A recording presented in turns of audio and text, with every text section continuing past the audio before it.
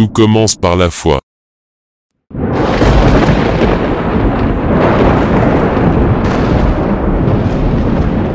Tout finit par la foi.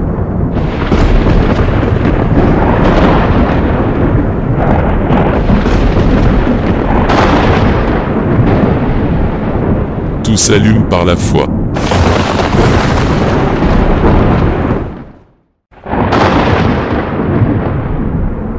Tout s'éteint par la foi.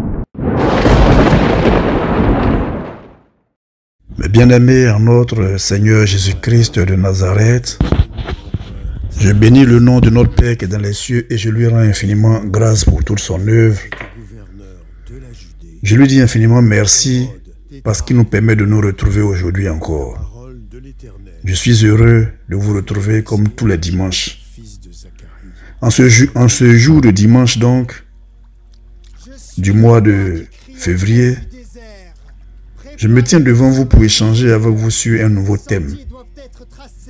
Mais avant, comme à notre habitude, vous savez que toutes nos paroles, tous nos enseignements sont basés sur la Bible. Je vais donc vous lire un texte biblique. Matthieu chapitre 11, à partir du verset 1. Et je lis. Lorsque Jésus eut achevé de donner ses instructions à ses 12 disciples, il partit de là pour enseigner et prêcher dans les villes du pays.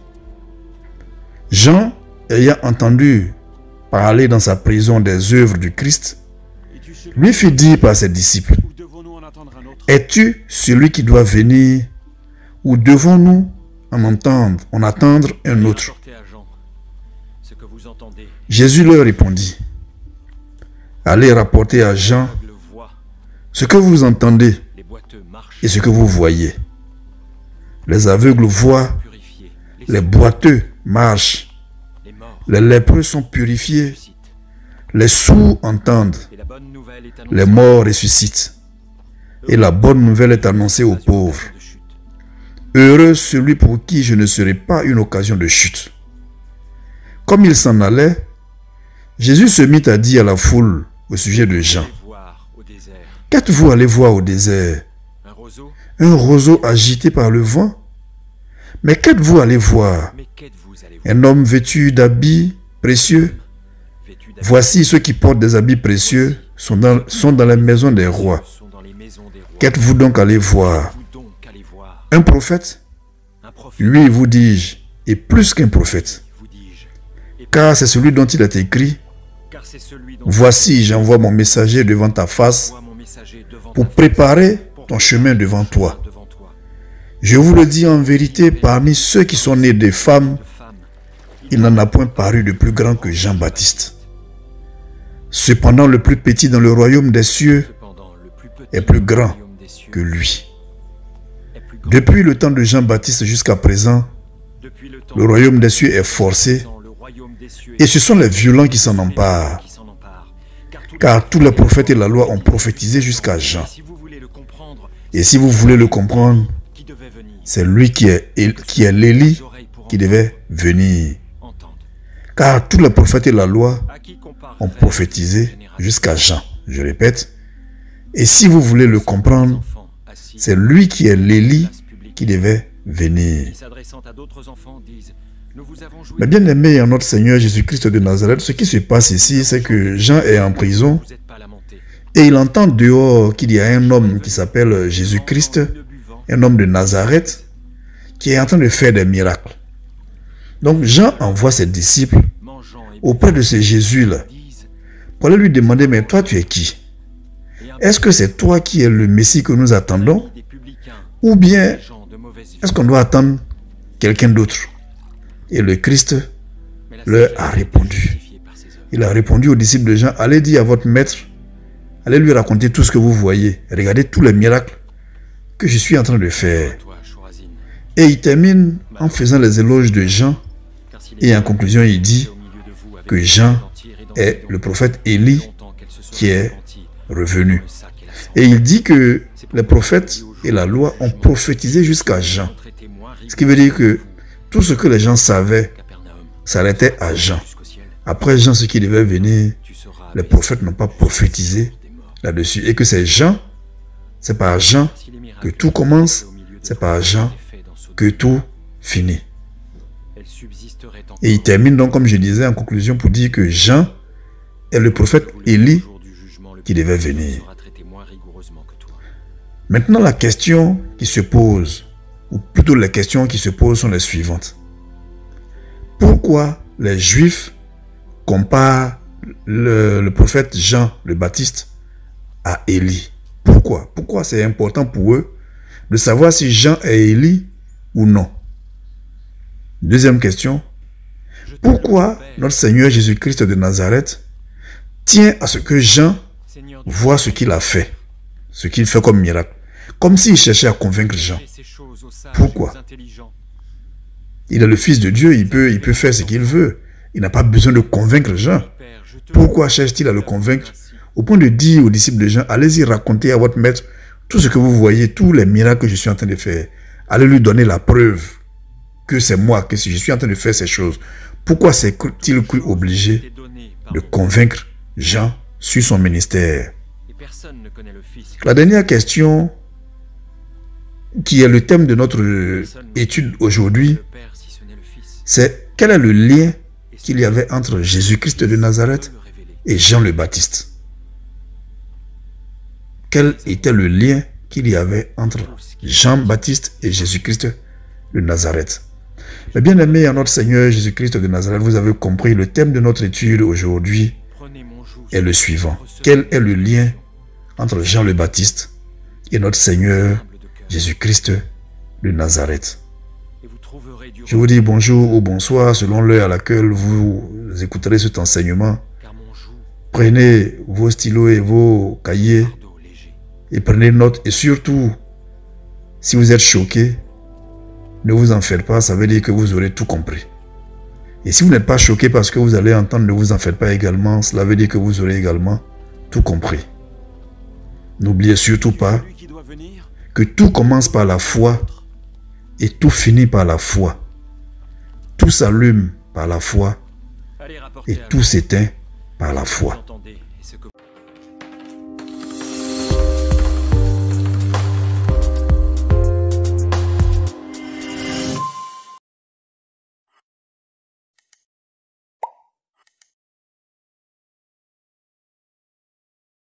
Mais bien aimé en notre Seigneur Jésus-Christ de Nazareth, nous allons maintenant commencer notre étude à travers les questionnements que nous allons nous faire. On s'est demandé pourquoi les gens voulaient absolument comparer Jean-Baptiste à Élie. Vous savez que le prophète Élie a été l'un des plus grands prophètes de toute l'histoire de l'humanité et les Juifs ne juraient que par lui. Alors, pourquoi était-il important pour eux de se convaincre que Jean-Baptiste était la réincarnation d'Élie? C'est comme ça qu'il faut appeler les choses. Pour eux, Jean le Baptiste était la réincarnation du prophète Élie. Mais ils se posaient des questions. Alors, pourquoi c'était aussi important pour eux? Nous allons apporter des éléments de réponse en ce jour à travers différents points que nous allons étudier. Le premier point, c'est que dans la croyance populaire, c'est-à-dire dans la croyance à l'époque, selon les Juifs, il disait que le prophète Élie devait revenir pour annoncer et préparer la venue du Messie. C'est ce que tous les Juifs croyaient. Donc quand ils voient Jean le Baptiste qui va baptiser le Christ, et puis ils voient que Jean se comporte comme quelqu'un qui annonce l'arrivée de ce Jésus-là, les gens se disent, mais est-ce que ça peut être possible?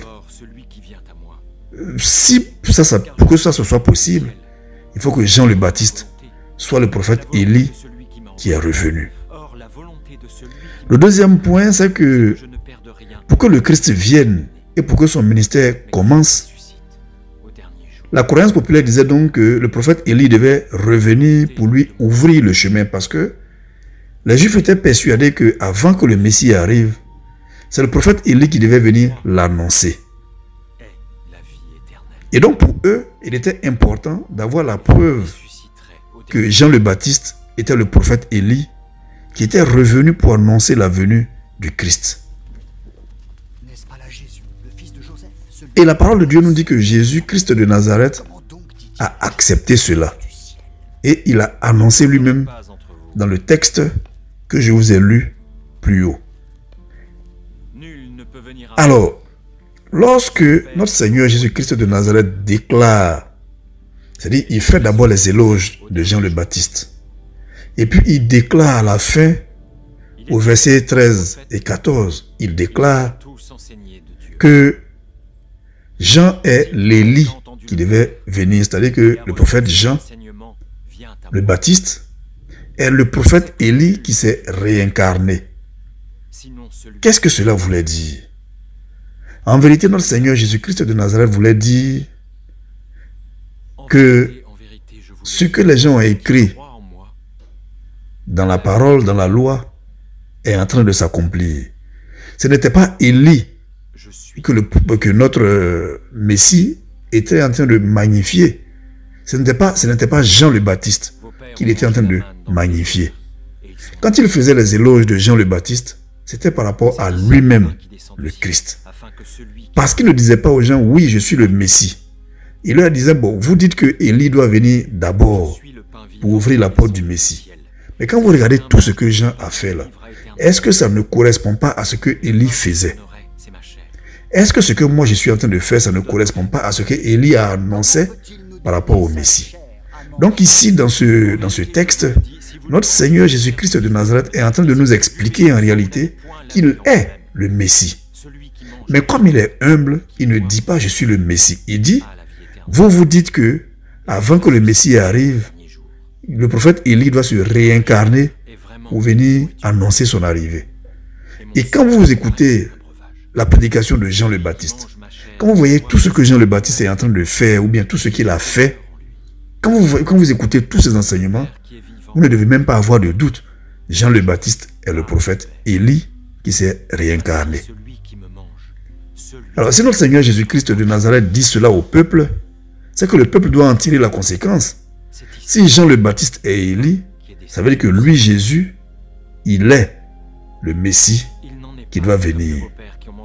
Voilà toute la logique du raisonnement qu'il tient devant le peuple. La question maintenant, c'est pourquoi tant d'éloges pour Jean le Baptiste et pourquoi le Christ est questionné par les disciples de Jean le Baptiste et qu'il est obligé de se justifier. Mais bien aimé en notre Seigneur Jésus-Christ de Nazareth, en réalité, l'un des grands mystères de la parole de Dieu est celui que je vais vous révéler. Pour ceux qui ne savent pas, bien sûr.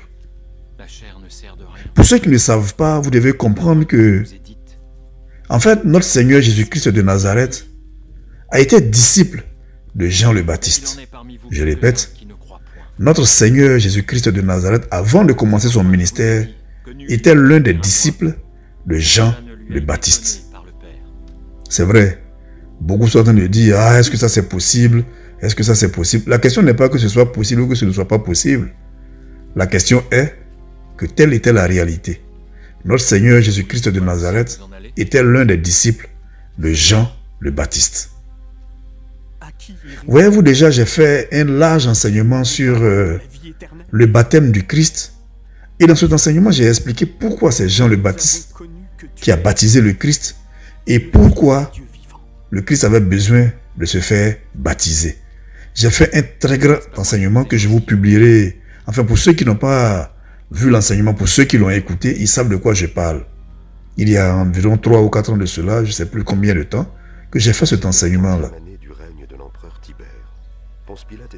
Il faut déjà savoir que notre Seigneur Jésus-Christ de Nazareth et Jean le Baptiste étaient des cousins. Parce que Jean le Baptiste était le fils de Zacharie et d'Élisabeth. Et Élisabeth était présentée comme la cousine de Marie, qui est la mère du Christ. J'ai expliqué tout ce mystère glorieux dans l'enseignement portant sur le baptême du Christ. J'ai même expliqué cela aussi dans un enseignement spécifique que j'avais fait sur Jean le Baptiste. Donc, les deux sont des cousins. Alors, Les deux sont des cousins, donc le Christ voyait l'œuvre de son cousin et il savait qu'à travers ce que son cousin était en train de faire, c'est lui qu'on annonçait. Mais le Christ ne s'est pas assis. Imaginez, vous avez votre cousin qui est spirituellement très élevé et qui est en train de faire des œuvres quelque part. Tout le monde parle de lui. On dit, ah, Jean le Baptiste, là, il fait des miracles. Il fait ceci. Il prêche la parole de Dieu.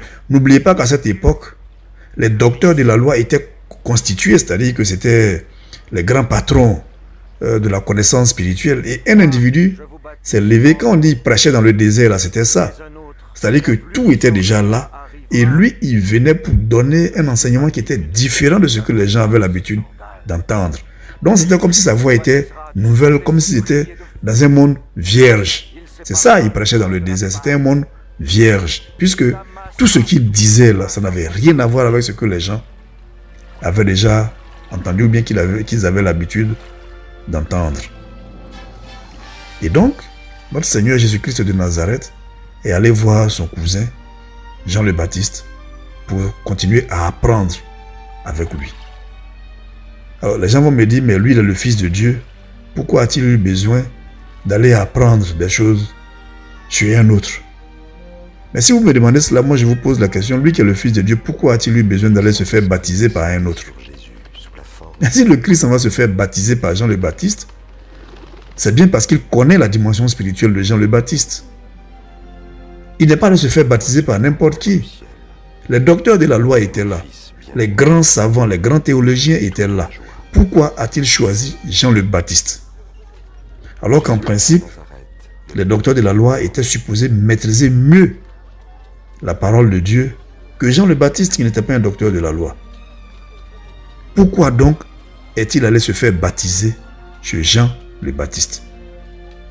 Et donc si cette question est un mystère qui découle de la parole de Dieu et de la loi elle-même, alors nous devons comprendre quand je dis que notre Seigneur Jésus-Christ de Nazareth a été disciple de Jean le Baptiste, nous devons pouvoir comprendre ce mystère. D'ailleurs, il est ressorti de certaines recherches théologiques, même parfois archéologiques, que cela est très très probable. C'est-à-dire qu'aujourd'hui, de plus en plus, les chercheurs, les exégètes sont d'accord pour dire que le Christ a été l'un des disciples de Jean le Baptiste. Mais le Christ est devenu le disciple, en fait, qui a dépassé le maître. Lorsque vous regardez l'évangile de Matthieu, on voit très bien qu'au commencement de l'évangile, au commencement du ministère de notre Seigneur Jésus-Christ de Nazareth, il a repris les enseignements de Jean le Baptiste. Je ne sais pas si vous avez fait attention. Par exemple, le Christ dit dans son ministère, il dit « Repentez-vous car le royaume des cieux est proche ». Mais quand vous lisez la Bible, ça c'est l'une des prédications de Jean le Baptiste. Jean le Baptiste avait l'habitude de dire ça. Et quand il disait ça, on disait qu'il prêchait dans le désert. Et le Christ revient pour faire son ministère. Lui aussi, il reprend cet enseignement. Ça veut dire que cet enseignement, il a pris chez Jean le Baptiste. Et lorsque vous regardez bien les choses, le ministère de Jean le Baptiste et le ministère de notre Seigneur Jésus-Christ de Nazareth sont complémentaires. C'est-à-dire que le ministère du Christ commence là où finit le ministère de Jean le Baptiste. C'était ça l'une des symboliques du baptême. Il fallait que Jean baptise le Christ pour qu'il s'asseye sur le trône pour commencer son ministère et que pendant que lui commence son ministère, que le Christ s'efface. Non, pendant que le Christ commençait, que Jean le Baptiste s'efface pour laisser la place au Messie. Donc Jean le Baptiste devait mener l'enseignement, prendre le Messie, le former spirituellement, le coacher, l'accompagner jusqu'à ce qu'il soit prêt pour s'asseoir sur le trône. Jean le fait asseoir sur le trône et lui, Jean, il se met à l'écart et il laisse le Christ commencer son ministère. Donc lorsque vous regardez bien, l'enseignement de Jésus-Christ est la suite de l'enseignement de Jean le Baptiste. Rappelons-nous, mes bien-aimés, en notre Seigneur Jésus-Christ de Nazareth, que le Christ a dit qu'il n'est pas venu pour abolir la loi, mais il est venu pour accomplir la loi. Voilà ce que lui-même il a dit clairement, que tout ce que vous avez appris là, je ne suis pas venu pour mettre fin à ça. Mais je suis venu pour que tout ça s'accomplisse. Voilà. Quand il fait son ministère, voilà ce qu'il dit. Donc en fait, le Christ ne remet pas en cause l'enseignement de Jean le Baptiste. Il vient pour compléter l'enseignement de Jean le Baptiste. Il vient pour reprendre le flambeau, comme les gens ont l'habitude de dire. Donc il vient pour réaliser, pour accomplir l'enseignement de Jean le Baptiste. Parce qu'en fait, qu'est-ce que Jean disait? Jean disait dans son ministère qu'il faut reconnaître son péché. Ensuite, une fois qu'on reconnaît qu'on est pécheur, on fait sa repentance. Donc, tu fais ta repentance et puis tu demandes pardon à Dieu. Dieu nous accorde le pardon par le baptême. Et le baptême avec Jean, c'était l'immersion totale de tout le corps dans l'eau du Jourdain. Voilà comment Jean, voilà la démarche de Jean. Donc pour Jean le Baptiste, il y avait 3 étapes. Première étape, reconnais ton péché. Deuxième étape, répands-toi et fais-toi pardonner. Troisième étape, change de vie à travers le baptême. Voici les 3 étapes de la vie spirituelle conformément aux enseignements de Jean le Baptiste. C'est ce que nous on a appelé l'escalier de la marche de l'âme. Nous on a appelé cela la marche de l'âme. La marche spirituelle de l'âme. Lorsque vous regardez le ministère du Christ, lui il dit qu'on sait déjà qu'on est pécheur. Donc on est imparfait devant Dieu, mais l'espoir n'est pas perdu. Parce que si on obtient le pardon de Dieu, alors Dieu lui-même vient à nous pour nous guider et nous aider à avoir une nouvelle vie. Et Dieu vient sous la forme du Fils bien-aimé et nous donne une nouvelle vie à travers le Saint-Esprit. Donc lorsque vous voyez, ça reprend, c'est la continuité de ce que Jean a enseigné. Jean dit, accepte que tu es un pécheur, répands-toi et change de vie par l'eau à travers le baptême. Le Christ dit, on sait qu'on est déjà pécheur. Voilà. C'est-à-dire que Jean le Baptiste nous a dit d'accepter, de demander pardon et de changer de vie. Quand le Christ arrive et dit oui, je vois que maintenant vous savez que vous êtes pécheur. Donc on a accepté notre péché comme Jean nous l'a demandé. Il sait que nous avons demandé pardon. Le Christ dit, il sait que nous avons demandé pardon. Maintenant la question, c'est qu'il faut que Dieu nous accorde ce pardon. Et pour que Dieu nous accorde ce pardon, il faut qu'il envoie son Fils. Il faut qu'il lui-même se manifeste sous la forme de son Fils et que ce pardon descende sous la forme de l'Esprit Saint pour nous donner une nouvelle vie. Rappelez-vous l'un des versets les plus célèbres de la Bible, Jean 3,16. Car Dieu a tant aimé le monde qu'il a donné son Fils unique afin que quiconque croit en lui ne périsse point mais qu'il ait la vie éternelle. Et c'est l'enseignement du Christ. Je suis le Fils.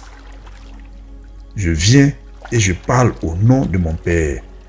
Jean vous a demandé de reconnaître vos fautes. Il vous a demandé de demander pardon à mon Père. Il a dit que si vous avez demandé pardon, alors changez de vie. Et pour cela, il vous baptise pour vous donner une nouvelle identité spirituelle. Maintenant, le Père lui-même vient à vous. Parce qu'il sait que vous avez demandé pardon et que vous êtes prêt à changer de vie. Lui-même, il vient maintenant à vous pour vous accorder son pardon de façon concrète et vous donner une nouvelle vie pour l'Esprit Saint. Donc en fait, le Christ a pris l'enseignement de Jean et il a amélioré, il a continué cet enseignement. Voilà la réalité, mes bien-aimés, en notre Seigneur Jésus-Christ de Nazareth. Et ça, c'est le comportement d'un disciple qui reprend les théories de son maître et qui les améliore. Et qui les améliore. Alors, l'enseignement qu'on va vous donner maintenant est le suivant. Il va se schématiser en plusieurs points. Mais avant d'élaborer ces points, je vais vous parler un peu du baptême. Le baptême. Aujourd'hui, le baptême est devenu un phénomène de mode. Mais en même temps, c'est devenu un phénomène ritualiste tellement grandiose. Les gens organisent des fêtes, les gens font des choses. C'est devenu, il y a la sacralisation du baptême. Je veux dire, le baptême aujourd'hui est devenu quelque chose d'autre. Au fond, qu'est-ce que c'est que le baptême? Parce que dans le texte que vous venez de voir, Jean le Baptiste termine son ministère par le baptême de l'individu qui est immergé totalement, c'est-à-dire on le plonge totalement dans l'eau. Le Christ vient terminer son ministère par le baptême, mais le baptême du Saint-Esprit. C'est-à-dire qu'on ne te plonge plus dans l'eau, tu es baptisé dès que tu as l'onction du Saint-Esprit. Donc le Christ ne plonge pas les gens dans l'eau pour les baptiser, mais il te donne l'onction du Saint-Esprit. Finalement, qu'est-ce qu'on appelle le baptême? Mais bien aimé en notre Seigneur Jésus-Christ de Nazareth, il faut déjà savoir que il y a plusieurs types de baptême. Oui, vous avez bien entendu, il y a plusieurs types de baptême. Nous allons parler du baptême religieux d'abord. Chez les chrétiens, le baptême est l'occasion de faire entrer une personne dans une communauté religieuse. Ça veut dire que pour les chrétiens, le baptême est un sacrement que l'Église donne à une personne et qui symbolise à travers l'eau et au nom de la Trinité, qui symbolise un pacte qu'on fait avec cette personne pour dire à partir d'aujourd'hui, tu appartiens à notre communauté chrétienne. C'est ça en fait le sens du baptême chrétien. Faire entrer une personne dans un groupe chrétien. Si donc les catholiques te baptisent, les catholiques te font rentrer dans un groupe catholique. Pour dire qu'à partir d'aujourd'hui, tu reconnais l'existence de Dieu à travers le catholicisme. Si les protestants te baptisent, ça veut dire que les protestants font un pacte avec toi pour dire que tu reconnais aujourd'hui l'existence de Dieu à travers le regard des protestants. Donc c'est un lien qui est tissé entre l'individu et une communauté religieuse. Mais cette communauté religieuse a pour fonction de conduire l'individu à Dieu. Voilà ce que c'est que le baptême chrétien. Et donc ça fait que dans la religion chrétienne, le baptême donc devient un premier sacrement, qui est un sacrement fondamental, qui est le signe devant Dieu et devant les hommes que cette personne qu'on vient de baptiser a accepté l'Église de Christ et que cette personne est rentrée dans l'Église de Christ. Mais il faut savoir qu'à l'origine, le baptême permettait de purifier l'âme et de supprimer tous les péchés que l'individu pouvait avoir. C'était ça, le premier sens du baptême, purifier l'âme et annuler tous les péchés que l'individu devait avoir. Et cela devait lui permettre d'intégrer une communauté chrétienne. Donc pour cela, on plongeait l'individu dans de l'eau bénite. Je répète. À l'origine, le baptême avait pour but de purifier l'âme de l'individu et de supprimer tous les péchés que cette personne avait. Et cela devait permettre à la personne donc d'intégrer une communauté chrétienne. Et pour cela, on plongeait l'individu totalement dans de l'eau bénite. Quand vous comprenez bien les baptêmes où on prend les gens, on va dans la lagune et puis le pasteur et les fidèles s'en vont mourir entraînés dans l'eau, c'est pas ça qui était le baptême à l'origine. Non. À l'origine, le baptême, c'est dans de l'eau bénite. Alors, si vous vous levez, que comme je vois les gens aller faire des baptêmes dans la forêt du Banco, non, vous ne pouvez pas aller baptiser les enfants de Dieu dans la forêt du Banco. Dans l'eau de la forêt du Banco, tout le monde sait comment cette eau-là est souillée. Tout le monde sait comment cette eau-là est spirituellement sale. Vous ne pouvez pas vous permettre de prendre les enfants de Dieu et aller les plonger dans cette eau du Banco. C'est pas gentil de votre part. Parce que le principe du baptême, c'est d'établir une relation entre l'individu et Dieu et une communauté chrétienne. Et cela se fait par une eau qui est sanctifiée, qui est spirituellement propre et correcte.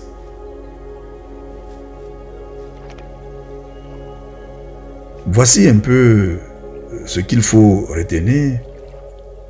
Alors, ce qui fait que, Par définition, selon les chrétiens, tous ceux qui ne sont pas baptisés sont athées.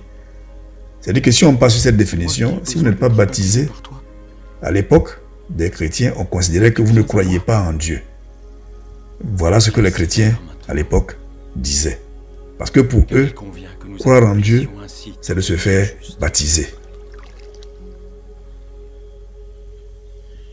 Mais bien aimé en notre Seigneur Jésus-Christ de Nazareth, la question du baptême pose plusieurs problématiques. Alors nous allons déjà voir chez les protestants. Je te baptise. Chez les protestants, la question maintenant se pose, et dans toute la communauté religieuse, il y a plusieurs questions que le baptême soulève. Notamment chez les catholiques, on parle du baptême des enfants, on parle de... Mais de façon globale, la grande question qui se pose au niveau du baptême est la suivante. Qui peut baptiser les gens? Qui est autorisé à baptiser les gens? En août 2018, une fidèle d'une église protestante a adressé un courrier à son pasteur et je vais vous lire le courrier de cette fidèle. Je crois qu'elle s'appelait Anne, Anne quelque chose. Et elle écrit le courrier suivant à un pasteur d'une église protestante. Elle lui dit: bonjour. Tout d'abord, je tiens à vous remercier pour votre site internet qui m'aide beaucoup dans mon cheminement spirituel. Je suis issu d'une famille non croyante, mais suite à un cheminement personnel, j'ai la foi et je fréquente une paroisse protestante réformée depuis près de 3 ans. Au sein de cette église, j'ai fort sympathisé avec une autre paroissienne et récemment, je me suis décidé à demander le baptême. Cette amie revient de temps en temps dans notre paroisse et je lui ai demandé à elle de me baptiser. Elle a accepté avec plaisir, mais elle s'interroge sur son droit de donner un sacrement. Alors, ce que vous devez comprendre, c'est que la jeune fille écrit à un pasteur pour lui dire qu'elle appartient à une communauté chrétienne protestante depuis 3 ans. Et maintenant, comme elle n'a jamais été baptisée, elle a pris la décision de se baptiser. Mais il y a une de ses amies qui l'a entraînée dans l'église. Elle a gardé de très bons rapports avec cette amie-là. Et elle souhaite que c'est son amie-là qui la baptise. Son amie n'est pas pasteur. C'est une amie, elles sont dans l'église. Elles sont 2 fidèles en fait dans l'église. Et elle a dit, elle souhaite que ce soit son amie-là qui la baptise. Donc elle écrit à un pasteur pour demander son avis. Elle dit qu'elle a expliqué l'histoire à son pasteur, qui la suivait d'habitude. Et le pasteur lui a dit que c'est une question qu'elle devrait étudier avec l'église, parce que le baptême c'est un sacrement, donc lui il estime qu'elle doit discuter de la question avec l'église. Donc elle écrit son courrier à un autre pasteur, pour avoir son point de vue. Alors le pasteur va lui répondre pour dire que le baptême, selon lui, est un sacrement et c'est le principal sacrement. Donc lui, il pense que chez les protestants, tout le monde peut baptiser. Alors, il admet que l'église, au niveau des protestants, essaie de cadrer les choses pour mieux maîtriser. Sinon, en principe, tous les fidèles de l'église peuvent baptiser des gens. Et il ajoute pour dire que même chez les catholiques, si une personne donne le baptême au nom du Père, du Fils et du Saint-Esprit, et que cette personne est ointe et qu'elle a vraiment l'intention de baptiser, alors le baptême que cette personne fait est valable. Voilà la réponse que le pasteur donne à la jeune fille. Donc je répète ce que le pasteur dit, que chez les protestants, c'est pas moi qui dis, c'est ce pasteur qui écrit. Alors parce que moi je ne sais pas comment... Voilà. Donc le pasteur dit que lui il croit.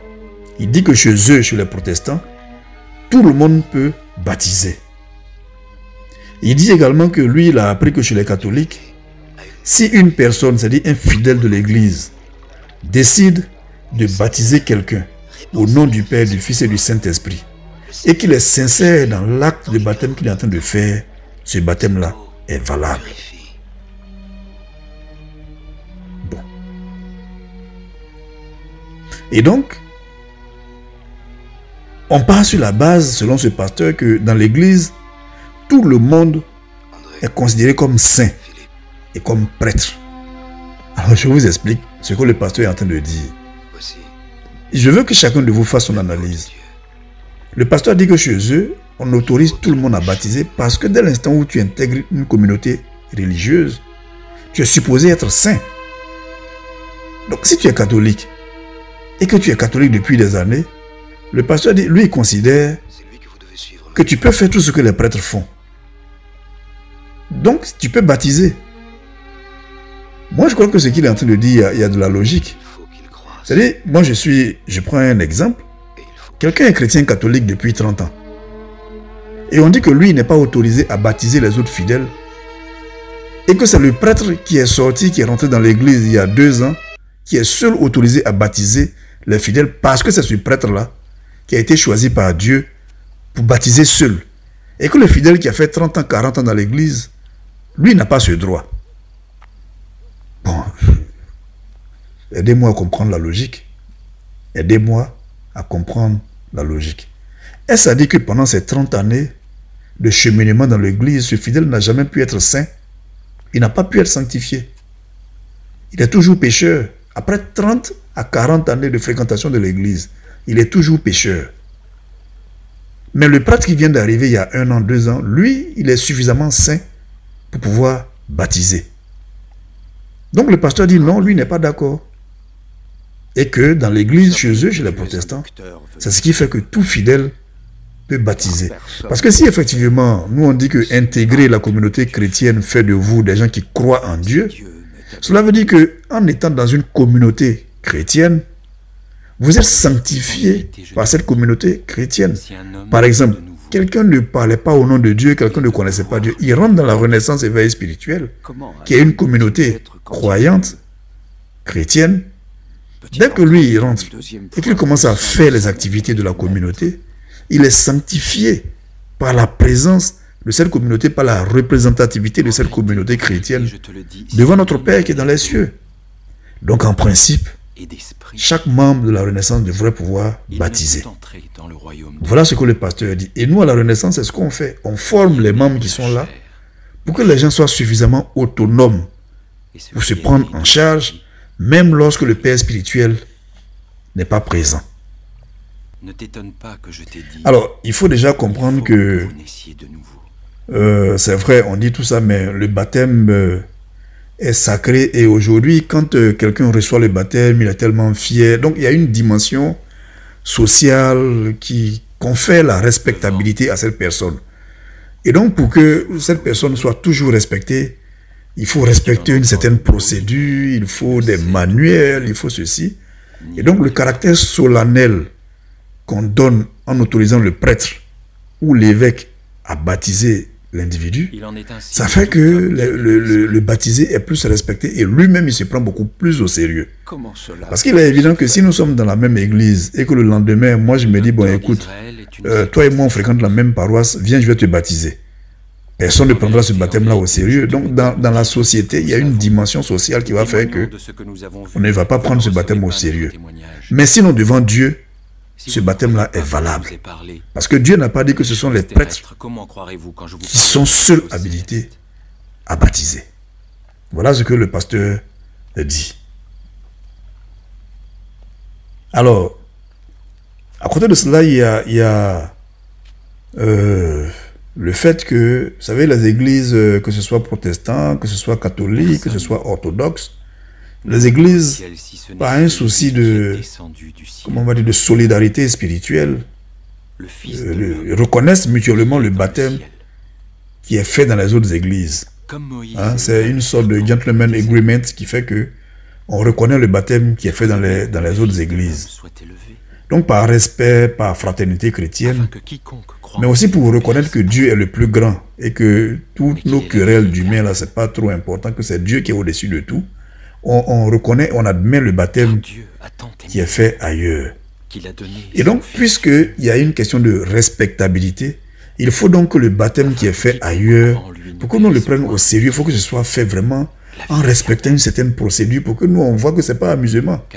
Si moi, je suis catholique, et qu'un frère protestant vient me voir pour dire « Ah, mais je t'ai pas dit, la dernière fois, on est allé à l'église, quand on a fini le culte, j'ai demandé à mon voisin, il m'a accompagné, il allait me baptiser. » Bon, ça va me faire bizarre, moi, le chrétien catholique, d'entendre ça.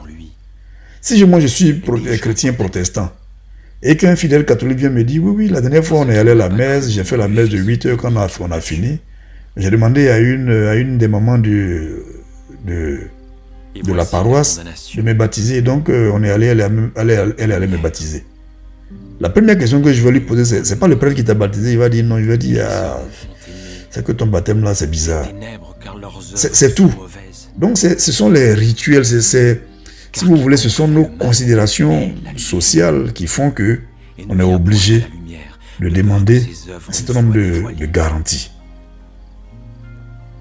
Voici donc ce que les protestants disent.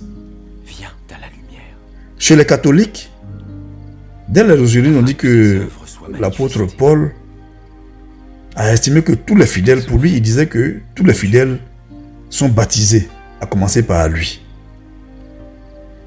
Et parce que les premiers chrétiens avaient le sentiment qu'ils obéissaient à un commandement du Christ, le Christ avait dit, allez donc de toutes les nations, faites des disciples, les baptisant au nom du Père et du Fils et du Saint-Esprit. Bon. Et donc, eux, ils considèrent que tous les fidèles sont baptisés. C'est que dès qu'on a converti quelqu'un, il est baptisé. Au départ, c'est ce que Saint Paul disait. Et depuis le début, c'est l'eau qui était vraiment utilisée. Mais ce qu'il faut savoir, c'est qu'à l'époque déjà du Christ, les gens se baptisaient. Non, les gens avaient l'habitude de faire leur baptême. C'est pour cela que quand le Christ arrive, il change le mode opératoire du baptême pour dire, bon, à partir d'aujourd'hui, on va se baptiser, mais on ne va plus faire ce que vous aviez l'habitude de faire. Parce qu'effectivement, les gens avaient leurs habitudes, ils avaient leurs bains, ils avaient des cuves sacrées où ils se baignaient, ils avaient leur rituel d'eau sacrée, ils prennent l'eau, ils se lavent. Aujourd'hui encore même, on a nos baptêmes dans les villages, il y a des rivières sacrées où on dit, bon, tous les enfants qui doivent passer des examens, allez vous laver dans l'eau. On dit, chaque famille, lavez-vous dans l'eau pour que le génie vous purifie. C'est le baptême. Ça, c'est le baptême. Donc les gens viennent, ils se lavent dans cette eau, et puis c'est l'eau là qui protège tous les habitants du village. C'est leur baptême. Donc quand le Christ arrive, pour montrer la différence avec ce baptême, lui, il va maintenant baptiser du Saint-Esprit. Parce qu'on ne va plus adorer l'eau. Voilà, ce que le Christ apporte de nouveau, c'est que si on continue à utiliser les anciennes pratiques, finalement ce n'est plus le Saint-Esprit que les gens vont louer, c'est l'eau là. On est considéré que le fait qu'on a été trempé dans l'eau, on est sanctifié devant Dieu. Christ dit non. C'est le Saint-Esprit qui vous sanctifie devant Dieu, ce n'est pas l'eau. Donc lui maintenant, il préconise le baptême par le Saint-Esprit. Et donc, les fidèles estimaient que tous ceux qu'on évangélisait et qui acceptaient de suivre les chrétiens étaient baptisés aussitôt. Alors, je rappelle qu'au départ, le baptême ne concernait pas les enfants dans l'église catholique. Et c'est à partir du XIIe siècle, donc, qu'on va autoriser ces choses. C'est parti du fait qu'à l'époque, les gens ne se baptisaient pas tôt. On attendait à la fin de notre vie pour se baptiser parce qu'on considérait que le baptême nous lavait de nos péchés pour nous faire rentrer dans une nouvelle dimension. Donc les gens préféraient se baptiser avant de mourir. Ils ne se baptisaient pas enfant. Parce qu'ils se disaient que si je me baptise enfant, je vais rentrer dans une nouvelle vie, mais pendant tout le temps que je vais vivre là, je vais encore pécher. C'est comme si mon baptême enfant n'aura servi à rien. Imaginez l'enfant qui a été baptisé enfant, il grandit, devient braqueur. C'est lui qui viole toutes les femmes du quartier. À quoi aura servi son baptême? Donc les gens disaient, non, nous on préfère attendre au soir de notre vie. C'est-à-dire quand on sait qu'on va mourir, le gars se baptise, il n'a plus le temps d'aller faire de vilaines choses. Il se baptise, il rentre dans une nouvelle vie, et puis il part avec le Seigneur. Donc voici un peu comment ça marchait. Alors donc, à cette époque, on appelait cela le baptême in extremis. Le baptême qui est fait de justesse, juste avant la mort. Et pendant cette période, donc, pendant la vie, on demandait à être admis, à pouvoir participer à la préparation du baptême. Et donc, c'est autour du 4e siècle donc, que cette affaire de préparation au baptême, le catéchuménat, tout ça va se mettre en place. Ça veut dire que toutes ces choses-là n'ont pas été consignées par Dieu. Ce sont les humains qui, avec le fonctionnement de nos églises, avec nos habitudes de la société, on a été obligé de mettre en place ces règles de catéchuménat, de préparation de baptême et tout ça, hein, pour arranger les choses. Sinon, les premiers apôtres du Christ, là, ils ne faisaient pas de préparation de baptême. Il leur a dit, quand vous évangélisez les gens, baptisez-les. Donc, Saint Paul écrivait pour dire, tous ceux que vous avez évangélisés sont baptisés. Voilà ce que le Christ a laissé comme consigne. Mais il ne disait pas, non, il faut prendre 3 ans pour les observer.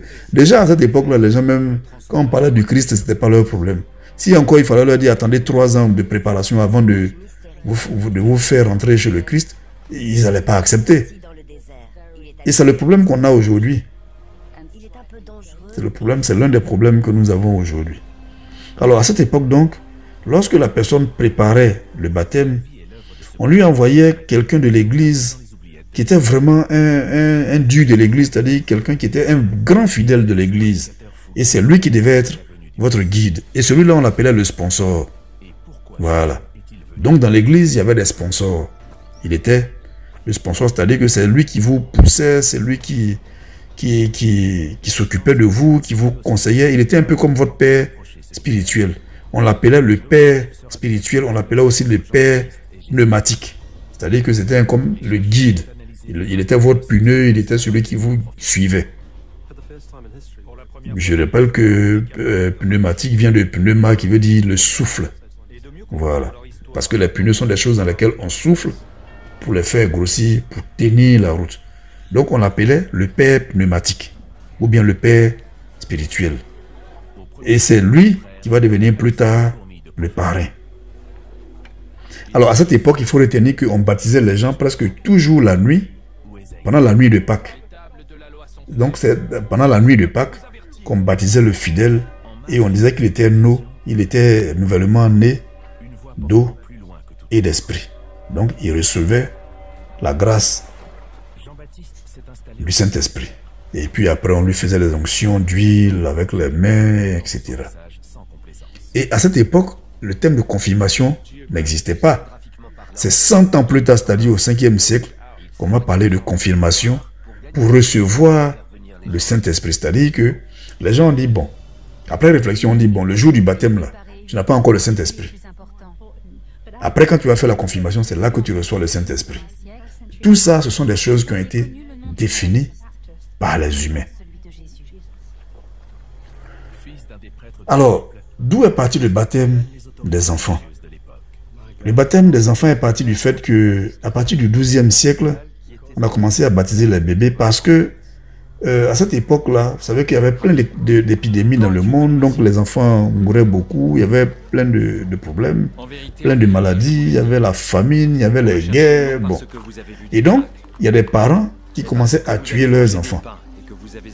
C'est un peu comme chez nous en Afrique où on parle du 13e enfant, on parle d'enfant serpent, où on tue l'enfant parce qu'il a une malformation dès le départ. Donc les parents ont commencé à tuer les enfants, à tuer les bébés en grand nombre. Alors ça a commencé à choquer les évêques qui avaient des émotions quand ils voyaient ces choses. Ils disaient mais c'est pas normal, ça fait pitié, c'est ceci, ceci.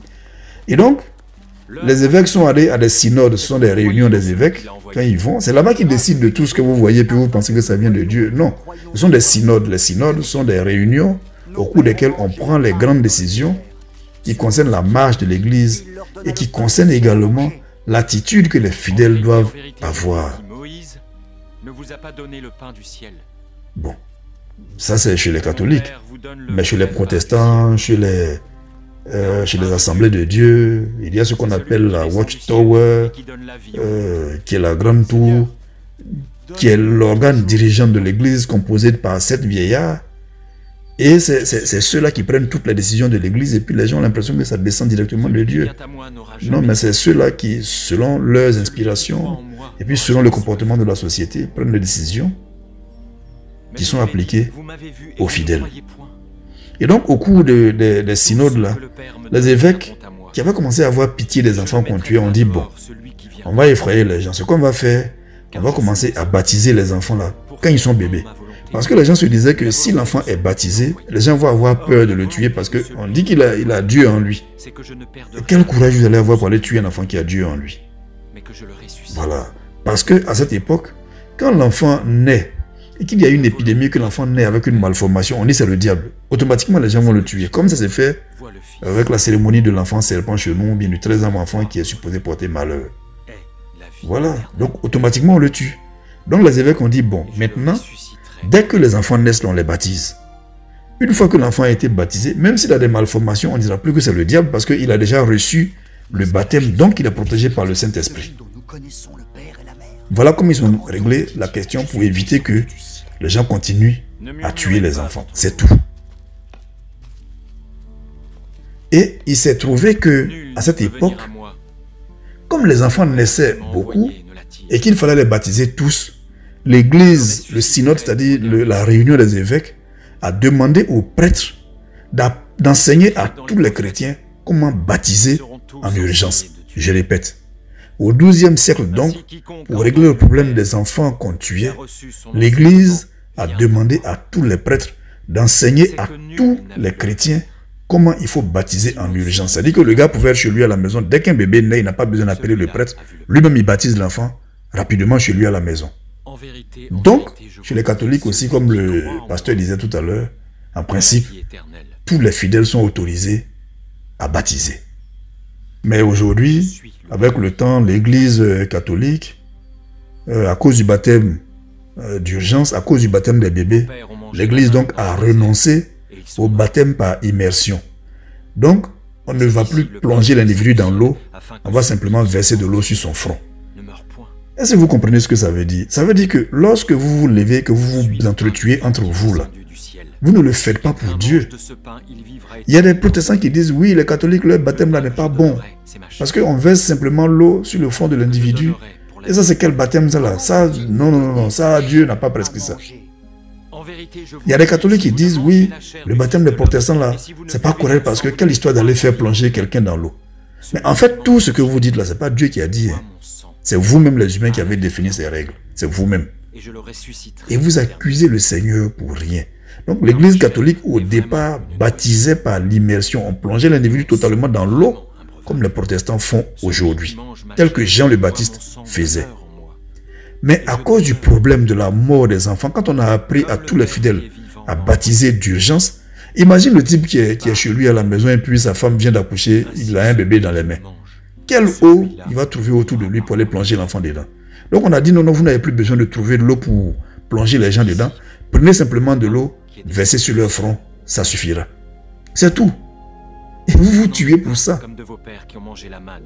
Parce que vous estimez que le baptême des catholiques n'est pas prescrit par Dieu. Le baptême des protestants n'est pas prescrit par Dieu. Alors que tout ce que vous faites dans ces baptêmes-là, ça ne vient pas de Dieu. Ça ne vient pas de vous. Ça ne vient pas de Dieu, plutôt ça vient de vous-même. Alors comment vous pouvez définir vous-même vos propres règles et puis vous entretuer pour les propres règles que vous-même vous avez écrites? C'est tellement paradoxal.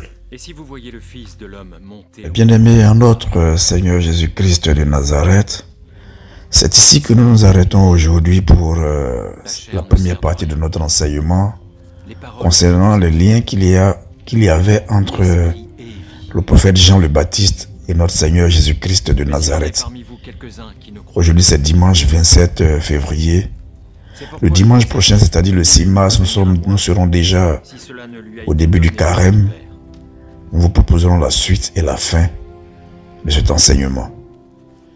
Surtout, n'oubliez pas que tout commence par la foi, tout finit par la foi, tout s'allume par la foi, tout s'éteint par la foi. D'ici qu'on se retrouve, que notre Seigneur Jésus-Christ de Nazareth marche avec vous et qu'il vous garde précieusement, vous et votre famille, et que son nom soit béni dans les siècles des siècles. Amen. Amen. Amen.